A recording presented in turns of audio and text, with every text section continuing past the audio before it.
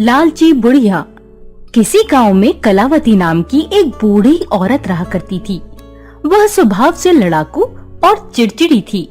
अगर कोई उसके घर की सीढ़ी के ऊपर से भी निकल जाता था तो वो उसे खरी खोटी सुनाए बिना नहीं जाने देती थी। गांव के लोग उस बुढ़िया से परेशान थे।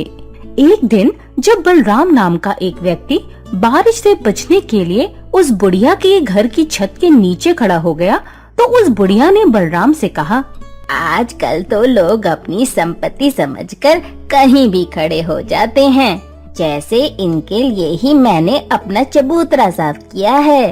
बलराम ने उस बुढ़िया की तरफ देखा और मुस्कुरा कर कहा, अम्मा, बारिश तेज हो रही है, सामान भीग न जाए, इसलिए यहाँ खड़ा हो गया था, अभी चला जाऊंगा। तुम तो चले जाओगे, फिर यहाँ मुझे दोबारा सफाई करनी पड़ेगी। उसका क्या, यहाँ खड़े होने का मूल्य चुकाओ, फिर यहाँ से जाना। मूल्य? मैं तो यहाँ बस थोड़ी देर के लिए खड़ा हुआ हूँ। अम्मा, ये सही बात नहीं है, इतना लालच भी ठीक नहीं। अगर कभी तुम्हें किसी की छत का आसरा लेना पड़ा तो? मुझे किसी की मदद की कोई जरूरत नहीं होती, तुम बस 2 सिक्के निकालो और मूल्य चुकाओ। तेज बारिश देखकर बलराम ने बुढ़िया को पैसे दे दिए और पैसे लेकर बुढ़िया खुश हो गई। लेकिन इसके साथ ही बुढ़िया के मन में एक विचार आया, ये बारिश नहीं, ये तो अवसर है मेरी कमाई का। इतना सोचकर बुढ़िया मुस्कुरा दी और अब तो रोज का हो गया।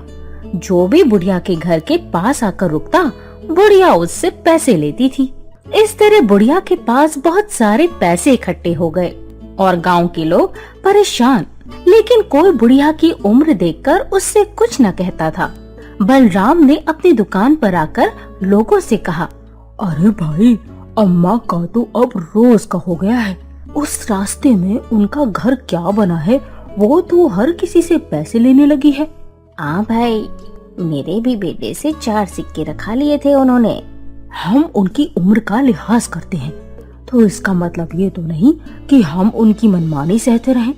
अब भैया क्या कहें, भगवान सब देख रहे हैं और ऊपर वाले की लाठी में आवाज नहीं होती, लेकिन पड़ती बहुत जोर से है। अच्छे अच्छों को सीधा कर देती है। हाँ भाई, सही कहा। बारिश का मौसम खत्म होने को था। बुढ़िया ने काफी पैसे इसी तरह जोड़ लिए थे। उसने इकट्ठे हुए पैसों को देखकर तीर्थ स्थान पर जाने का मन बनाया और अपना सामान बांधकर अपने पड़ोस में रहने वाली विमला के घर पहुंची। अरे ओ विमला, क्या हुआ अम्मा, इतना सामान बांधकर कहाँ जा रही हो?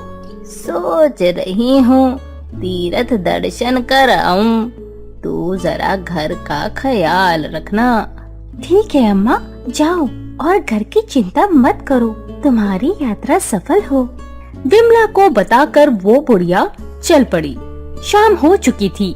वो अपने गांव को पार कर दूसरे गांव में आ चुकी थी, लेकिन तभी मौसम बिगड़ने लगा और तेज बारिश शुरू हो गई।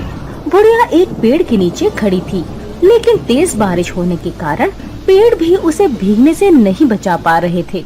उसने सोचा किसी के घर जाकर मदद मांगी जाए। यहाँ रुकना सुरक्षित नहीं है और रात भी हो रही है। किसी के दरवाजे पर दस्तक देती हूँ, शायद कोई मेरी हालत देखकर मेरी मदद कर दे। इतना कहकर वो बुढ़िया बारिश में भीगती हुई घरों में दरवाजे पीटने लगी, लेकिन किसी ने दरवाजा न खोला। थक हार कर वो एक घर की छत के नीचे चबूतरे पर बैठ गई कि तभी उस घर में से आवाज आई, अरे ओ अम्मा, यहाँ क्यों बैठी हो? हमने कोई रैन बसेरा नहीं खोल रखा, चलो जाओ यहाँ से, आगे बढ़ो। अरे भाई, पैसे ले लो, लेकिन मुझे यहाँ बैठने दो, बारिश बंद होते ही चली जाऊंगी। बाहर तेज बारिश हो रही है, मेरा सामान भीग जाएगा। नहीं नहीं, हमें पैसों की कोई जरूरत नहीं, तुम बस हमारा घर छोड़ो। आवाज सुनकर बुढ़िया बारिश में ही उल्टे पांव अपने घर लौटने लगी और जब वो वापस आई तो लगातार बारिश से भीगने के कारण बीमार हो गई। उसे बीमार देखकर विमला उसके घर पहुंची। क्या हुआ अम्मा, कैसी रही तीर्थ यात्रा? क्या कहूँ अब, सब भगवान की माया है, जिसने जैसा बोया वैसा पाया है। बुढ़िया की बात सुन विमला मुस्कुराने लगी। तो देखा आपने, लालच और बेईमानी की कमाई बुढ़िया के किसी काम नहीं आई। अगर हम दूसरों के साथ अच्छा व्यवहार करेंगे तभी जरूरत के वक्त कोई हमारी मदद करेगा।